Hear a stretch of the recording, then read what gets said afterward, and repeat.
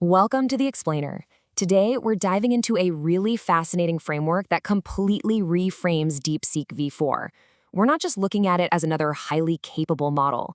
Instead, we're treating it as a total paradigm shift, one that proves efficiency is rapidly becoming a fundamental form of intelligence, control, and industrial leverage. We are officially moving past the era of flashy demos, and we're zeroing in on the core infrastructure of the future.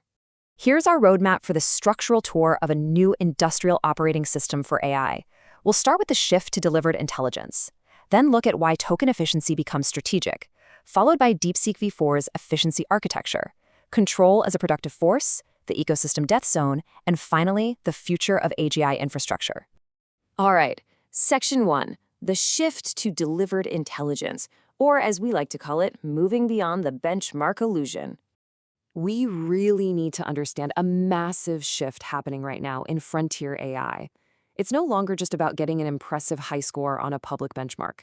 That kind of benchmark intelligence can look spectacular in a vacuum, but honestly, it's often incredibly wasteful. Intelligence absolutely has to be delivered as reliable infrastructure now, meaning it's stable, low cost, and wildly scalable. A model could ace every single test in a demonstration, but it will absolutely fail as real-world infrastructure if it burns through too many tokens, costs a fortune, or just falls apart during long, complex tasks. So the core thesis here is pretty straightforward. The ultimate winner in this new agentic era is going to be the system that delivers reliable intelligence with the absolute least wasted token flow, the lowest compute cost, and the most reproducible execution path. The old days where just thinking the most meant you won, yeah, those days are over. Moving on to Section 2, why token efficiency becomes strategic, and the multiplier effect of agents. You see, agentic workflows completely flip the economics of AI on their head. Think about the sequence involved here: planning out a task, inspecting files, using external tools, running tests, and repairing code. Every single one of those actions consumes compute. So what does that mean in practice? It means a tiny, seemingly minor inefficiency early on in the planning stage will mathematically compound. By the end of the workflow, you're looking at massive latency, astronomical costs, and likely complete task failure. This introduces what's called the energetic paradigm, or EP framing. Under this view, token efficiency isn't just some boring cost metric on a spreadsheet. It's actually a direct measure of how efficiently cognitive energy is converted into useful output without unnecessary drift. Think of it this way: every single wasted token is quite literally wasted cognitive energy. Which brings us to Section 3, DeepSeek V4 efficiency architecture, the engine of controlled flow. DeepSeek V4 essentially operates as a highly controlled flow architecture. It combines optimizer improvements and hardware adaptation to specifically eliminate wasted computation across massive contexts and complex agentic coding. To really grasp this, we need to redefine attention.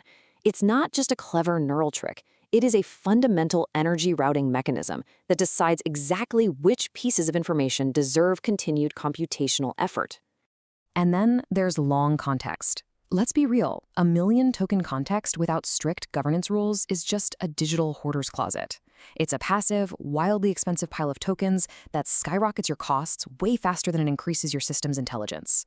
Instead, it has to be treated as a governed reservoir, complete with strict, unbreakable rules for intake, filtration, compression, retrieval, updating, and discarding information.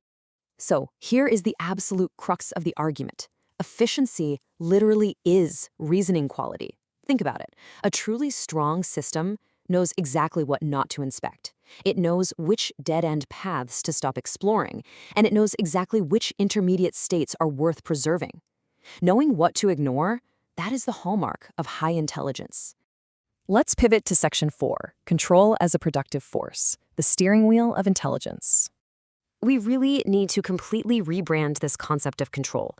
It's not just a defensive safety guardrail anymore. It is a vital, productive function that drives the entire system forward. The EP control structure operates across several levels. You've got an objective gradient defining the goal, a constraint boundary setting hard limits on what cannot be sacrificed, path selection choosing the shortest stable route, and a feedback valve deciding exactly when to revise or just stop entirely, plus loss diagnosis.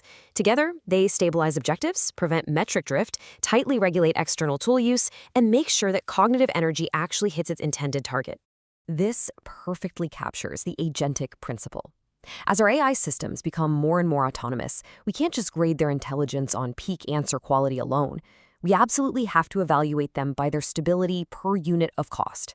I mean, if a system is brilliant for one step, but totally crashes and burns on the very next one, that's not useful infrastructure, that's a liability. All right, Section 5, the ecosystem death zone and the market shockwaves of open efficiency. Let's zoom out to the macro level.